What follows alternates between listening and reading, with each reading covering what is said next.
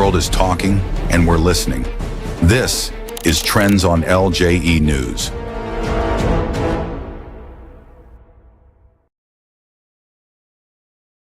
In terms of tackling security, there is lack of political will. Beyond the headlines, who are the sponsors of insecurity in this country? from breaking news to everyday conversations, this is where Nigeria's conversations begin.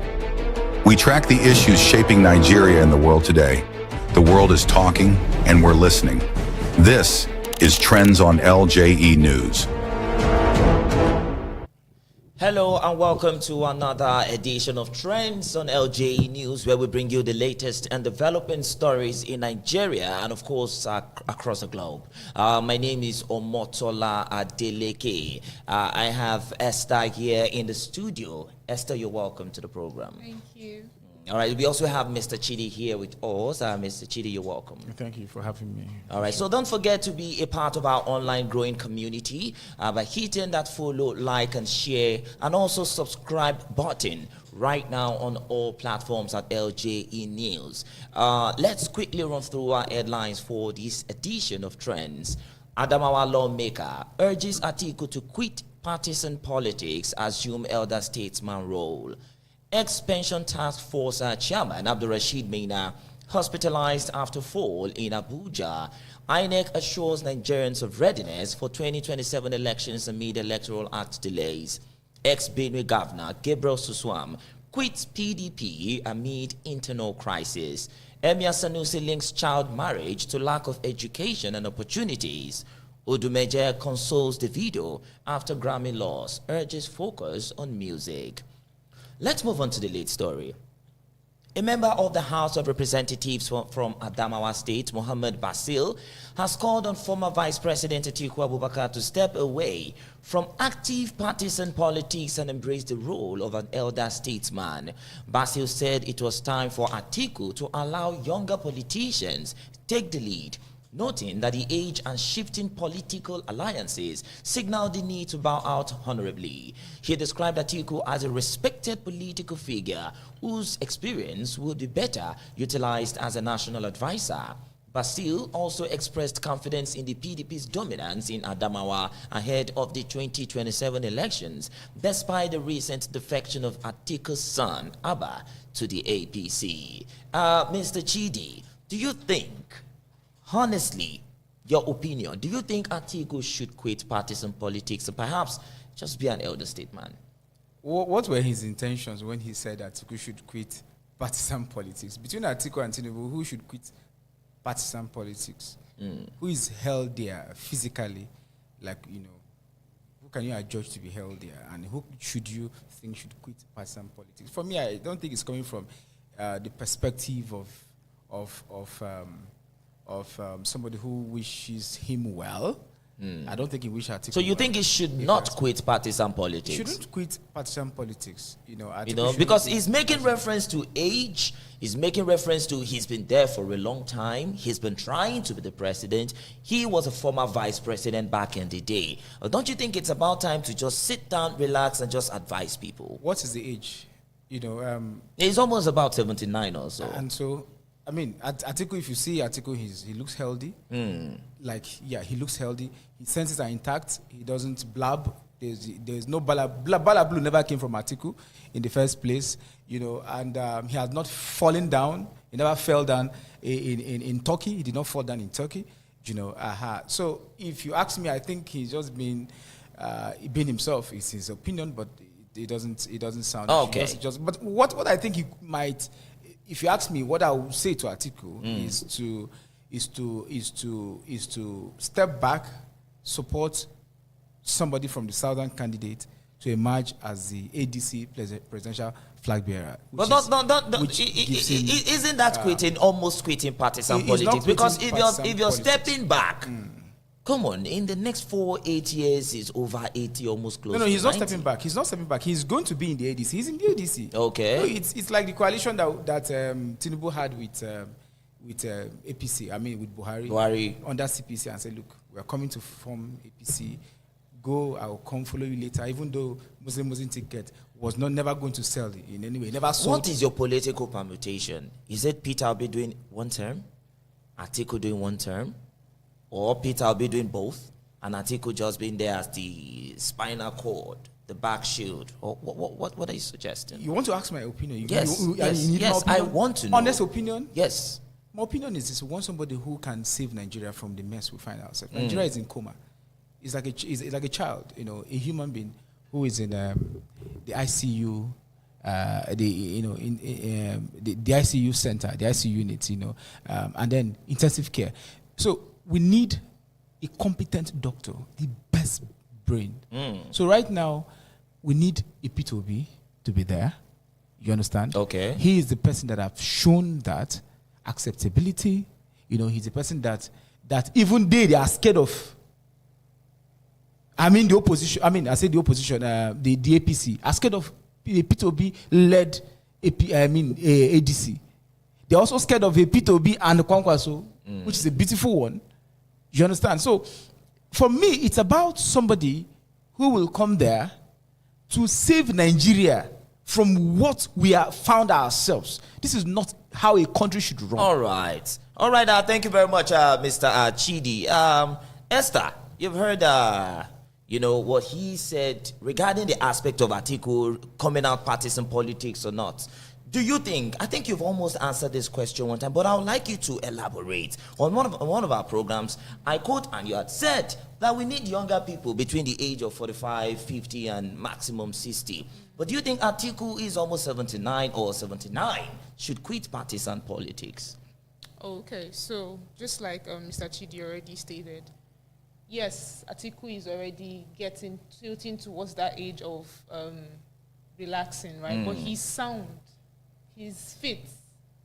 Sometimes they say age is just a number. You might look younger than your age, and Atiku is showing us that already. He's looking younger than his age. Talking about him quitting partisan politics, I won't say he should quit partisan because that's his ambition. This is what he wants for himself, right? So if he's been running and he decides to keep running, that's really not for us to ask him to stop, right? Okay. Even though I would want him to pass the power down to his down to Mr. Peter Obi, but I would not say quit politics. All right. Just sit back and be the advisor or what this has asked him to do.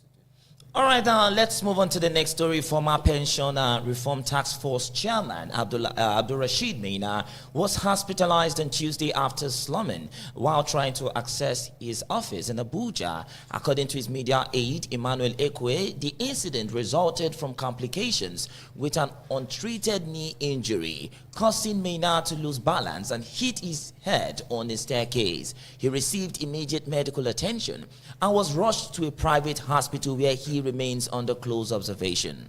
Maina's family has appealed for privacy and prayers. The ex-official recently completed an 8-year jail term for pension fraud involving over 2 billion naira, a conviction upheld by the Court of Appeal in 2023. Mr. Chidi, I would want to read to you what someone said, on Twitter after this particular incident happened. Because I don't think Nigerians actually seem to care about what happened to Maina. Now, someone is saying, this was the same man who stole pensioners' money. These pensioners are dead right now. Thank God he's still in the hospital. Nigerians don't seem to care. No, they care. Come on. Listen to what you read. Eh. You read, thank God. Look, this is a man who stole money that led to lots of lives. People died, and thank God he's still in the hospital. That is gratitude. They care. I don't know what kind of care you want. You understand? So for me, it's about the family. When we we need to investigate that fall because I feel it's Nollywood staged fall. It may not be real fall. Look, we've gotten to a point in this country where when you steal I don't so even much think that was money- the time Maina actually fell. There was a time it was to go to court, Yeah. and he slumped.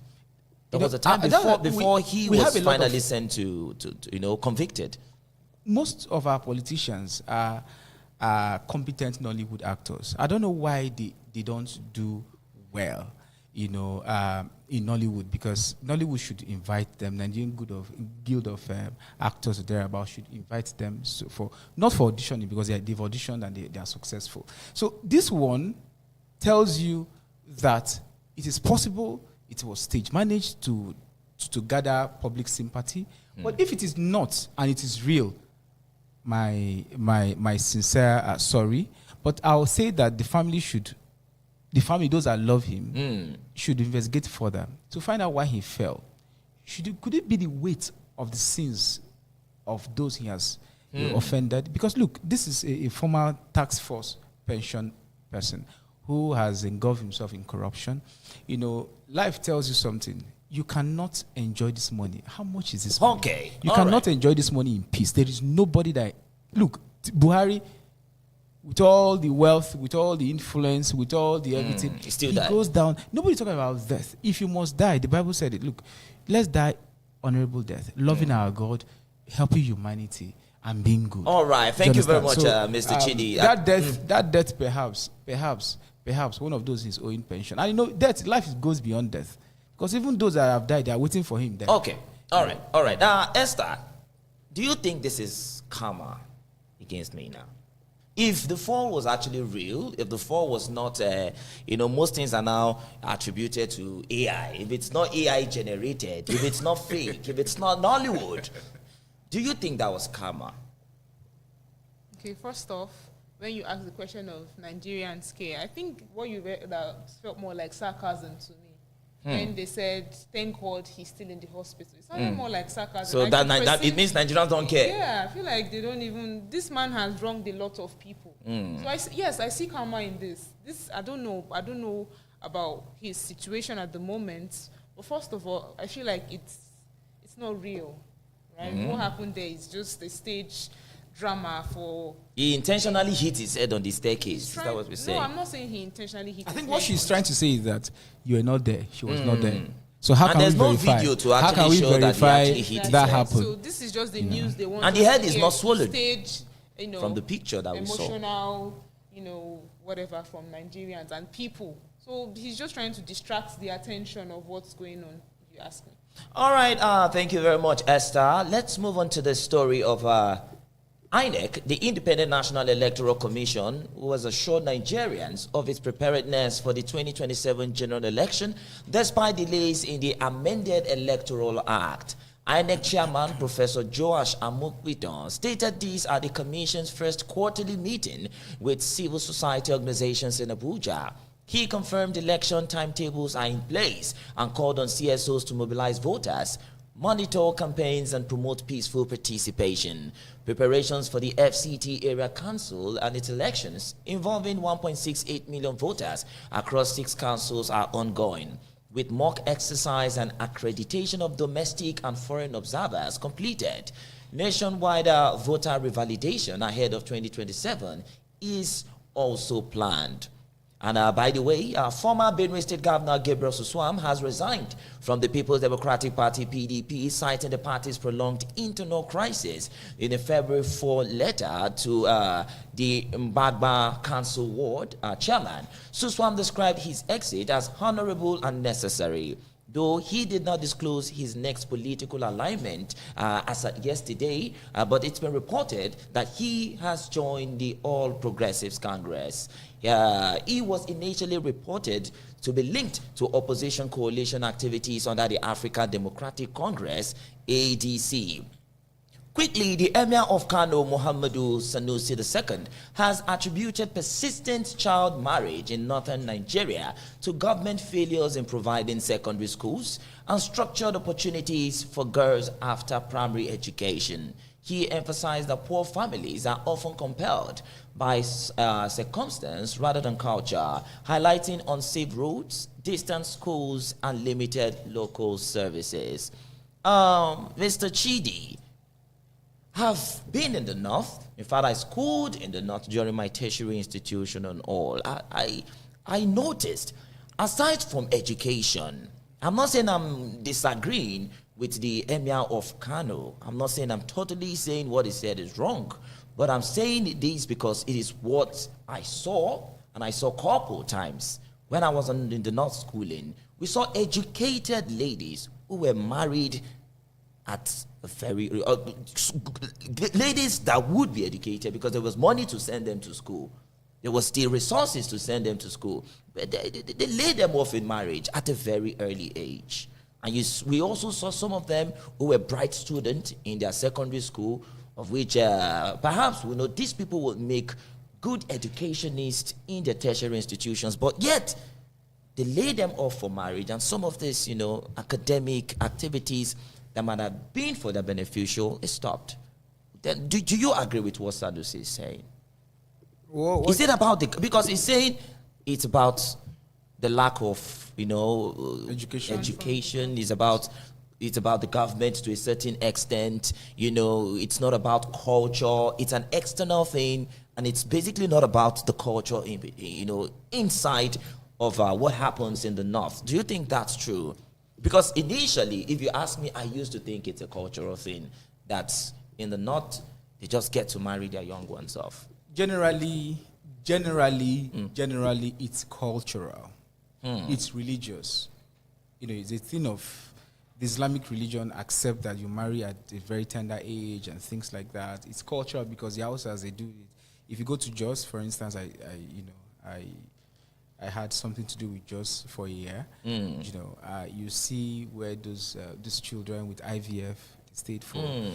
As soon as they get contaminated with IVF, they take them to Bauchi Road. If you know Bauchi Road, by University of Jos, there's this village there, opposite Federal Institute of Forestry or thereabouts. Yes, it's still there now. And you see them littering around, and there is no care for these children. This girl child specifically. For me, I would say no to His Excellency the Emir of Sanusi when it comes to the issue of education. Majorly, it's not about education. It has something to do with education, but it's not really about. Majorly, it's not about education. You think it's about the family? It's not necessarily about. It's more of corruption. It's more of economic inequality or economic inequity. It's more of wealth distribution. This is the same thing we're discussing here. You have a bad government that refuses to take care of his people, a family struggling, and you come to that family and you say, look, I need your child. I'll marry off this child, 7 years old, 9-year-old, But just like I mentioned, we have cases of wealthy individuals who still give off their children in marriage like that. If you check, I don't know where you have your facts from. If you check that wealthy individual, I don't know where you have your facts. I was still I know. If you check those individuals, those wealthy individuals, yes, they still follow that child and ensure that child's rights is protected. Okay, it's their child. Sanusi, his child will not do this. Shetima, who is your vice president, his child. Those are in government. Those who are wealthy families. Okay. In fact, you'll be surprised that what is going on, even the Muslim ticket is actually was actually opposed by the elites, the children of the elites, the Muslim elites. They oppose the Muslim ticket because it's not democratic. All right. They went to the West to study. They're exposed. All right. What got them that exposure? Majorly, look, when a man is hungry and there's poverty, the ability to use that person becomes easy. All right, and which is the reason why, okay, which is a weapon that, if addressed, is more of poverty, is more of economic, it's more of the government of the day deliberately doing this. Government has billions and billions of dollars in their coffers that they can use to restructure and fix this country. All right. Thank you. Particularly those affected. Thank you so much. Thank you so much, Mr. Chidi. Esther, do you agree? Is it cultural? Is it poverty? Is it, a family thing? What do you think about what Emir of Kano just said on, the child marriage, the girl-child marriage? Okay, for me, I see it as a cultural thing because it's been there way back. It's not about... Even amongst wealthy individuals? Even amongst the wealthy individuals, they still do this thing. I don't know if to say they are trying to build connections amongst themselves or something. I don't know what they are trying to do, but it's not the government at this point. Because you can even see parents that can be able to afford to train their kids in school, still marry them out at a very early age. So if it's about bad schools and bad roads and whatever he said the government is held accountable for. Why are the wealthy ones still marrying out their kids? But quickly, Mr. Chidi, some of these kids are even married out as third wives, fourth wives, sixth wives. The reason why I mention is government. When we talk about government, we don't. When I say when I talk about government, I don't look at it from. I look at it from the holistic point of view. What I see, she will agree with me when I make this point about government, is the fact that we have child rights acts. This child rights acts, we in Nigeria is a signatory to this child rights act, and so many rights that protects the girl child and the woman, which these are vulnerable members of the society. We signed to these treaties. Do you understand now? Who holds this pervert? Who holds this pervert? There was a lawmaker that married. There was a lawmaker that married. I can't remember exactly his name. Yeah. Children were amongst the wives he got married to. Exactly. So who holds this pervert to account is the government. Do you understand? Okay. If you go to the streets, there are rights of the child that says, look, you're supposed to be compulsory education. Who holds those responsible for asking these children to hawk? And who is supposed to make access to this education easier for them to have? Is it in the constitution? Is it in our Nigerian constitution that minors should not be married to? I told you about the child. Minors, when we say minors, we're talking about 16 years I told you about that we are signatory to a lot of international organizations agreements that protects the rights of the child. Typical of it is the Child Rights Act. And like I told you, it's the government that upholds this act, this right. It is not the people. Interestingly, those that have been in government have been those from the north. Those who have enjoyed this are those from the north. And then the Muslims. Do you understand? I'm not talking about them as religious. I'm not picking them differently. No, I'm only saying that they are the corridors of power to protect something that they feel the government that they are part of signed. It's an agreement, it's an understanding. Do you understand now? So, if the government abides by it, regardless of your religion, regardless of your position, regardless of, do you understand what I'm saying? If the law is not selective as to the implementation of that law, then you have a country. You have a country that is ruled by what? Rule of law. All right. America today, that the APC-led administration, APC-led government, the Tinubu-led administration make reference to, is a government by reasonably that's read by the law. All right, Mr. So if you can do that, the right of the child, the right of the child will be protected. All right, if a man in the National Assembly cannot control his libido and he sees a child whom I don't know what can be attractive about that child, and you're going to destroy the child, the life of that child, and nobody can hold you responsible. Let's pause there. If you can steal billions of dollars of naira and nobody can hold you responsible, then you can imagine what will happen to this child. All right. Thank you very much. Mr. Chidi, let's calm our emotions down at this point. Let's move on to the next story. Perhaps now we have a highly revered individual as big as the Emir of Kano, Sanusi II, saying we believe some things might probably be done since this statement is coming out from an educated person. He had made that statement in 2024. Sanusi had made the same statement. Okay. In 2024. It's on record. All right. So nothing yet have been done. Okay. Even Sanusi was also fought by the government of the day. So what do you expect? All right. Quickly, popular Anambra-based cleric Professor Chukwuemeka Ohanimere, also known as Odumeje, has advised Afrobeat star David Adeleke, popularly called Davido, not to be discouraged by his recent Grammy loss. Speaking in a viral video to his congregation on Wednesday, Odumeje described Davido as a generational talent whose music transcends awards. He said this singer's life, achievement, and global impact already represents the highest recognition. The cleric urged Davido to ignore critics, remain inspired, and continue creating music that shocks the world. He cautioned the singer against allowing negative opinions to diminish his confidence or artistic quality. Esther, I was wondering if actually this were the words of Odumeje, or journalists just decide to surprised as well. Two sheets. I'm surprised because I find it really alarming why that he would speak a this, you know. prophet or a man of God can relate or consonate to secular music. I mean, they preach against us listening to songs like Do you this. think Odumeje is actually a man of God? I cannot doubt his anointing. I'm not going to sit here. But don't forget, it really has has something to do with music, with flavor in her Yeah, sound. Exactly. but should this kind of message be preached? coming from in a there, pastor, you know? a man of God. You shouldn't even have an idea of what the Grammy is about, let alone encourage him to sing more. You're even calling him a generational blessing to us. Are you supposed to be for or against the Bible? Because for we all know, I'm not With the calling kind of songs Davido a sing bad and, person, but he does not glorify the glory of God. He doesn't bring about God's word in his songs. And you say you still don't doubt his anointing. He said he's a man of God. Okay, he said, and we should just believe.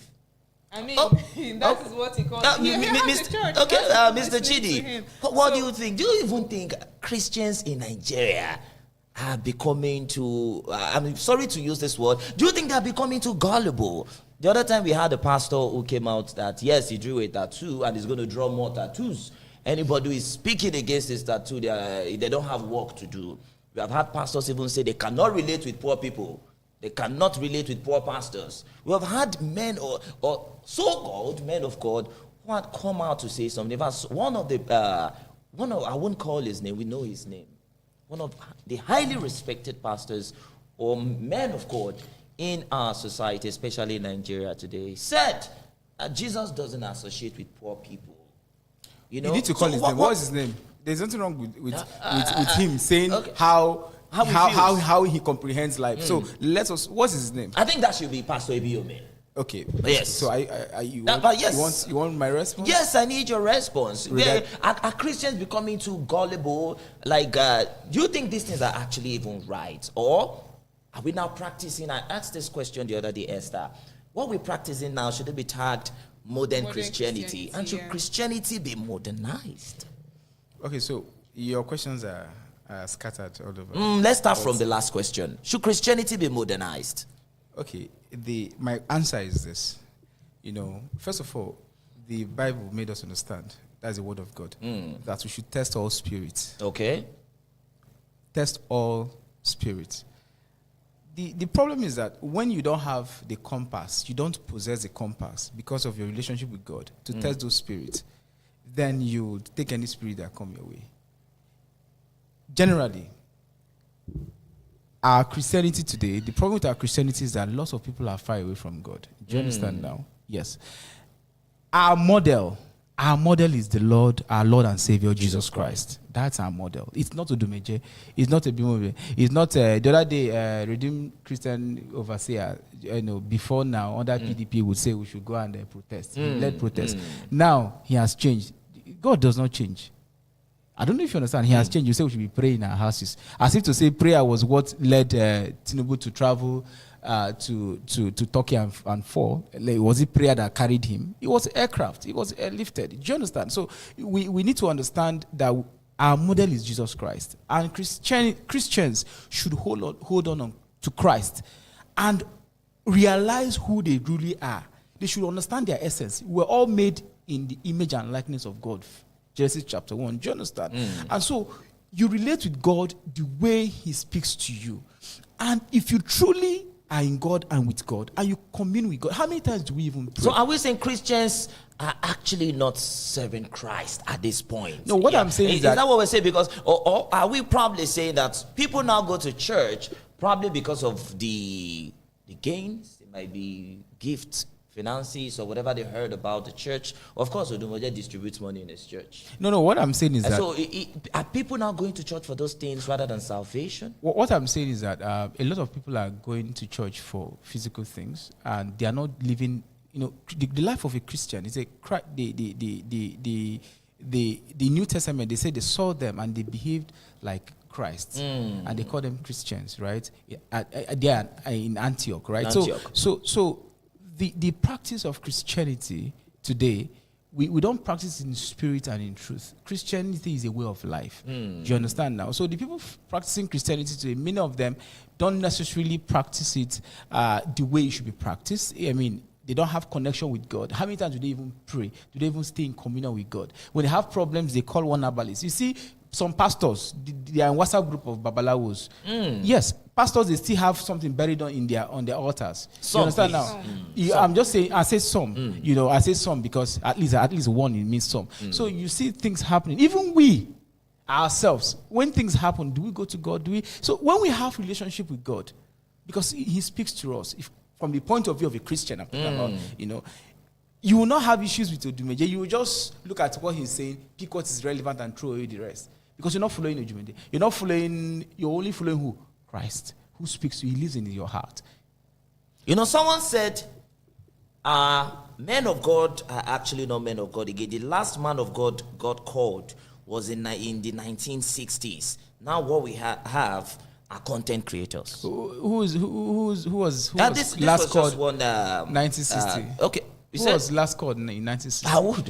What's his No. name? Anyway, well, you know, the thing is that even that person that mentioned this, you know, should also be careful because we are all men of God. I'm a man of God. You're a man of God. She's a woman of God. She is a woman. She bears Christ. Yes, she bears Christ. When God made us, He said, "Let us make God man in our image and likeness." So we bear God. We are all men of God. Well, maybe probably He means it is the problem. leaders. You know, the pay attention. That's the problem. Leaders. That's the problem He has. He's one of the Nigerians.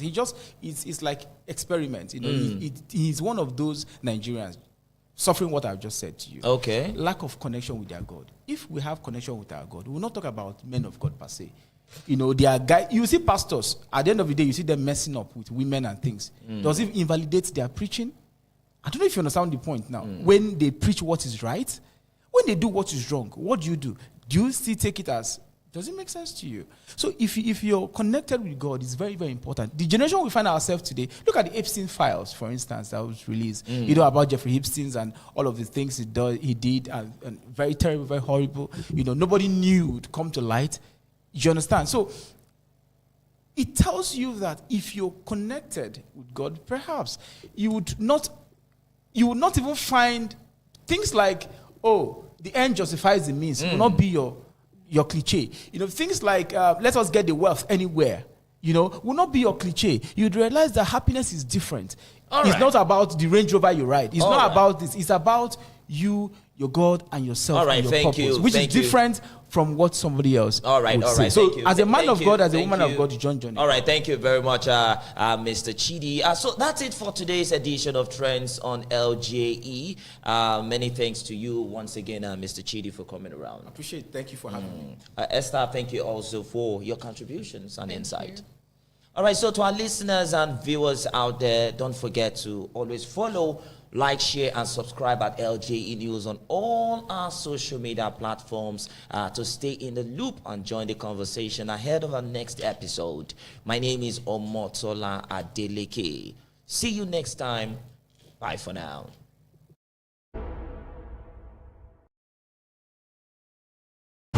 In terms of tackling security, there is lack of political will. Beyond the headlines, Who are the sponsors of insecurity in this country? from breaking news to everyday conversations, this is where Nigeria's conversations begin. We track the issues shaping Nigeria and the world today. The world is talking, and we're listening. This is Trends on LJE News.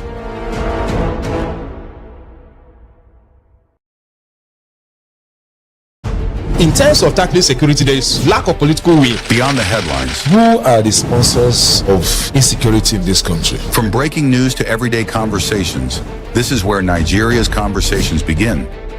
We track the issues shaping Nigeria